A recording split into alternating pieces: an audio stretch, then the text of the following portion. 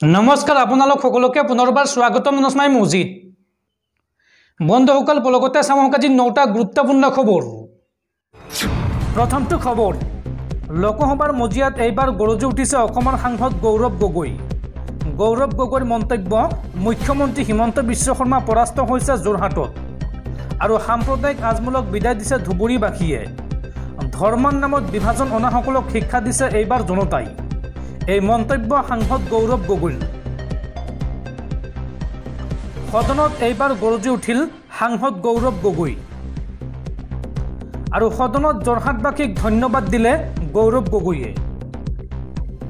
লগতে মুখ্যমন্ত্ৰী হিমন্ত বিশ্ব শৰ্মা সন্দৰ্ভত মন্তব্য কৰি কয় যে মুখ্যমন্ত্ৰী হিমন্ত বিশ্ব শৰ্মা এইবাৰ পৰাস্ত হৈছে যোৰহাটত আৰু সাম্প্ৰদায়িক আজমূলক বিদায় দিছে ধুবুৰীবাসীয়ে। ধৰ্মৰ নামত বিভাজন অনাসকলক এইবাৰ শিক্ষা দিছে জনতাই। অসমৰ বান পৰিস্থিতিক লৈ সদনত ভাষণ গৌৰৱ গগৈৰ। অসমৰ বান পৰিস্থিতিৰ বাবে ব্যৱস্থা লওক কেন্দ্ৰীয় চৰকাৰে। শীঘ্ৰে অসমলৈ প্ৰেৰণ কৰক NDRFৰ দল আৰু অসমৰ বান পৰিস্থিতি পৰিদৰ্শন কৰক জলশক্তি মন্ত্ৰীয়ে। লগতে নৰেন্দ্ৰ মোদীকে কঠোৰ সমালোচনা গৌৰৱ গগৈৰ। গৌৰৱ গগৈৰ মন্তব্য, ভয় আৰু ভ্ৰমক সাৰথি হিচাপে লৈছে নৰেন্দ্ৰ মোদীয়ে। দেশৰ জনতাক তদন্তকাৰী সংস্থাসমূহৰ ভয় দেখুৱাই প্ৰধানমন্ত্ৰী মোদীয়ে আৰু লগতে নীট বিতৰ্কক লৈও শিক্ষামন্ত্ৰীক তোলা-ধুনা গৌৰৱ গগৈৰ। পৰৱৰ্তী খবৰ, আৰক্ষীক ধমক দিয়া মুফতি মকিবুৰ ৰহমানক গ্ৰেপ্তাৰ। ছ'চিয়েল মিডিয়াত থানা আক্ৰমণৰ ভাবুকি দিছিল মুফতি মকিবুৰ ৰহমানে আৰু মুখ্যমন্ত্ৰীৰ সকিয়নিৰ পিছতেই দৰং আৰক্ষীয়ে গ্ৰেপ্তাৰ কৰিলে বিতৰ্কিত মুফতি মকিবুৰ ৰহমানক। মুখ্যমন্ত্ৰীৰ সকিয়নিৰ পিছতে মুফতি মকিবুৰ ৰহমানক গ্ৰেপ্তাৰ। আৰক্ষীক ধমক দিছিল মুফতি মকিবুৰ ৰহমানে। ছ'চিয়েল মিডিয়াত বিতৰ্কিত পোষ্ট দিছিল মুফতি মকিবুৰ ৰহমানে আৰু দৰঙৰ পৰা আৰক্ষীয়ে গ্ৰেপ্তাৰ কৰে মুফতি মকিবুৰক। উল্লেখযোগ্য যে উত্তৰ লখিমপুৰ থানা ঘেৰাও কৰাৰ হুংকাৰ দিছিল এইগৰাকী মুফতিয়ে আৰু তাৰ পিছতে দৰং আৰক্ষীয়ে গ্ৰেপ্তাৰ কৰে বিতৰ্কিত মুফতি মকিবুৰ ৰহমানক। মুফতি মকিবুৰৰ বিৰুদ্ধে আইন শৃংখলা ভংগৰ উচুটো নিদিয়াৰ অভিযোগ উত্থাপন হৈছে আৰু মুফতি মকিবুৰৰ কাণ্ডক লৈ সৰব হৈছিল মুখ্যমন্ত্ৰী ডক্টৰ হিমন্ত বিশ্ব শৰ্মা আৰু মুখ্যমন্ত্ৰীৰ সকিয়নিৰ পিছতেই গ্ৰেপ্তাৰ কৰা হৈছে মকিবুৰ ৰহমানক। পৰৱৰ্তী খবৰ, উত্তৰ প্ৰদেশত ভয়ংকৰ ঘটনা। উত্তৰ প্ৰদেশৰ হাথৰাছত শোকাবহ ঘটনা। এক ধৰ্মীয় অনুষ্ঠানত মৃত্যু হৈছে 130 গৰাকীৰো অধিক লোকৰ। পদপৃষ্ট হৈ মৃত্যু হৈছে এই লোকসকলৰ আৰু লগতে আহত হৈছে বহুতো লোক আৰু এই ঘটনাত নিহতৰ সংখ্যা আৰু অধিক বৃদ্ধি পোৱাৰ আশংকা কৰা হৈছে। দৰ্শকসকল আৰু বহুতো গুৰুত্বপূৰ্ণ খবৰ আছে। তাৰ আগতে আপোনাক জনাওঁ যে যদি আপুনি এতিয়ালৈকে এইটো ভিডিঅ'ত লাইক কৰা নাই তেন্তে এতিয়াই ভিডিঅ'টোত লাইক কৰি দিয়ক আৰু এনেকুৱা ধৰণৰ ভিডিঅ'সমূহ নিতৌ চাবলৈ চেনেলটো ছাবস্ক্ৰাইব কৰি কাষত থকা বেল আইকনটো প্ৰেছ কৰি ৰাখক। পৰৱৰ্তী খবৰ, অসমৰ বান পৰিস্থিতিৰ অধিক অৱনতি। ৰাজ্যৰ শেহতীয়া বানত ক্ষতিগ্ৰস্ত হৈছে প্ৰায় 6.5 লাখৰো অধিক লোক। বিপদসীমাৰ ওপৰেৰে বৈছে ব্ৰহ্মপুত্ৰৰ লগতে কেইবাখনো নদী। অসমৰ বান পৰিস্থিতি অধিক ভয়াৱহ হৈ পৰিছে। এই পৰ্যন্ত প্ৰায় 6,50,000 লোক বানত ক্ষতিগ্ৰস্ত হৈছে। কাজিৰঙা ৰাষ্ট্ৰীয় উদ্যানৰ অধিকাংশ অঞ্চল পানীৰ তলত বুৰ গৈছে। ধাৰাসাৰ বৰষুণৰ ফলত অৰুণাচলৰ বহু ঠাইত ভূমিস্খলন সংঘটিত হৈছে। প্ৰশাসনে ইটানগৰত 6 জুলাইলৈকে বিদ্যালয়ৰ ছুটি দিছে। পথ ভাঙি যোৱাৰ বাবে বন্ধ হৈ পৰিছে কেইবাটাও গুৰুত্বপূৰ্ণ পথ। বতৰ বিজ্ঞান কেন্দ্ৰৰ তথ্য অনুসৰি নিৰ্ধাৰিত সময়ৰ 6 দিন পূৰ্বে সমগ্ৰ দেশত বাৰিষা বিয়পি পৰিছে। ফলত কেৱল উত্তৰ পূব ভাৰততে নহয়, সমগ্ৰ হিমালয়ৰ কাষৰীয়া ৰাজ্য আৰু পশ্চিম আৰু পূব ভাৰততো অতিৰিক্ত বৰষুণ আৰম্ভ হৈছে, যাৰ বাবে বহু চহৰ পানীৰ তলত। অহা কেইদিনমানৰ ভিতৰত আৰু অধিক ধাৰাসাৰ বৰষুণ হোৱাৰ সতৰ্কবাণী জাৰি কৰিছে বতৰ বিজ্ঞান কেন্দ্ৰই। উল্লেখযোগ্য যে যোৱা 28 জুনৰ পৰা অসমৰ ডিব্ৰুগড়ৰ এখন নদীত আবদ্ধ হৈ থকা 12জন মাছমৰীয়াক মঙলবাৰে উদ্ধাৰ কৰে ভাৰতীয় বায়ুসেনাই। আৰু বিমানেৰে নিৰাপদ স্থানলৈ লৈ যোৱা হয় মাছমৰীয়া কেইজনক।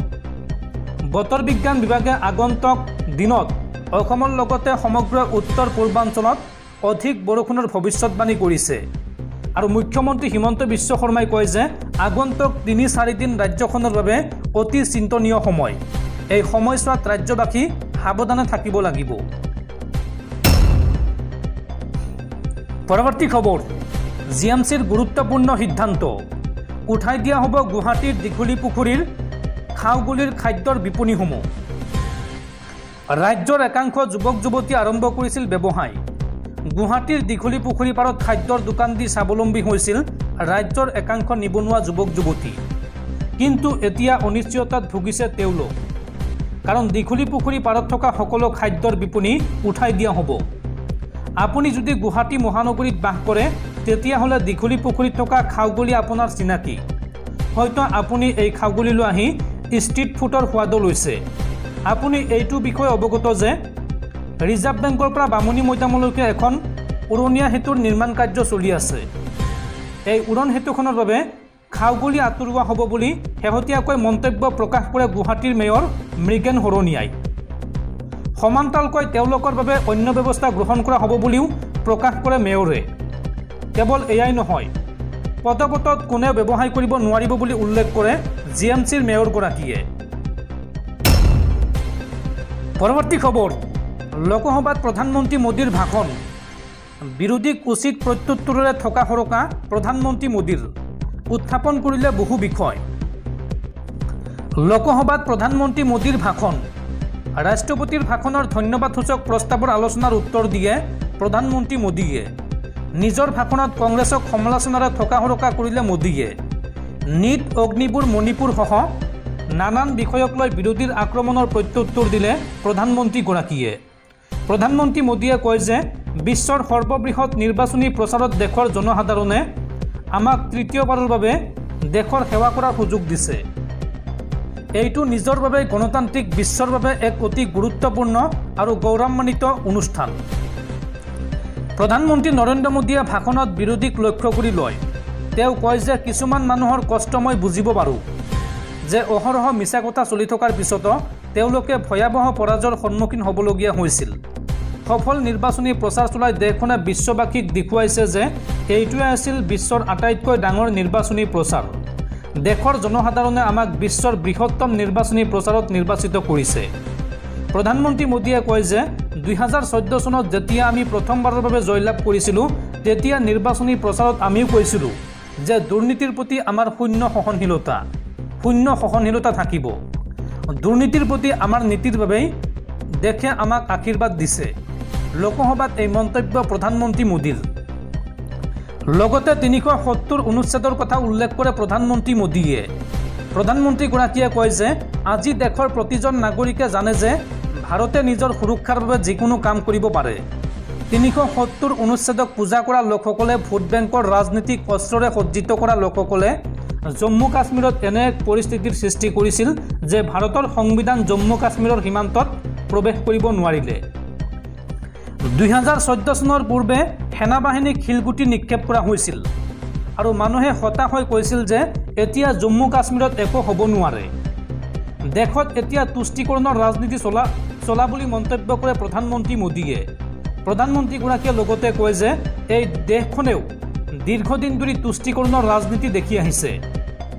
এই দেশখনেও দীৰ্ঘদিন ধৰি তুষ্টিকৰণৰ শাসনৰ আৰ্হিটো দেখি আহিছে যদিও আমি তুষ্টিকৰণৰ পৰিৱৰ্তে সন্তুষ্টিৰ ধাৰণাটো অনুসৰণ কৰিছোঁ। এই মন্তব্য কৰে প্ৰধানমন্ত্ৰী মোদীয়ে। প্ৰধানমন্ত্ৰী মোদীয়ে লগতে কয় যে আমি যেতিয়া সন্তুষ্টিৰ কথা কওঁ তেতিয়া ইয়াৰ অৰ্থ হ'ল প্ৰতিটো পৰিকল্পনাৰ পৰিপূৰ্ণতা। যেতিয়া আমি সেচুৰেশ্যনৰ নীতি অনুসৰণ কৰোঁ তেতিয়া সেচুৰেশ্যন হৈছে প্ৰকৃত অৰ্থত সামাজিক ন্যায়। সেচুৰেশ্যন হৈছে প্ৰকৃত অৰ্থত ধৰ্ম নিৰপেক্ষতা। এই ভিত্তিতে দেশৰ জনসাধাৰণে আমাক সমৰ্থন কৰি তেওঁলোকৰ অনুমোদন দিছে। প্ৰধানমন্ত্ৰী মোদীয়ে লগতে কয় যে আজি মোৰ চৰকাৰে 10 বছৰত বহু সফলতা আৰু কৃতিত্ব লাভ কৰিছে। কিন্তু সকলো কৃতিত্বৰ সৈতে শক্তি যোগ কৰা এটা কৃতিত্ব আছিল যে দেশখনে হতাশাৰ গাঁতৰ পৰা ওলাই আহি আশা আৰু বিশ্বাসেৰে থিয় দিলে। দেশৰ প্ৰতি আস্থা শিখৰত উপনীত হ'ল। লোকসভাত এই মন্তব্য কৰে প্ৰধানমন্ত্ৰী মোদীয়ে। পৰৱৰ্তী খবৰ, পুনৰ সংকটত নেপাল চৰকাৰ। প্ৰধানমন্ত্ৰী প্ৰচণ্ডৰ পৰা হঠাৎ বিচ্ছিন্ন হ'ল নেপালী কংগ্ৰেছ। মাজনিশা কৰা চুক্তিৰ পাছতে নেপালী কংগ্ৰেছৰ পৰা বিচ্ছিন্ন হ'ল প্ৰধানমন্ত্ৰী প্ৰচণ্ড আৰু এতিয়া অলিৰ সৈতে চৰকাৰ গঠন কৰিব নেপালী কংগ্ৰেছে।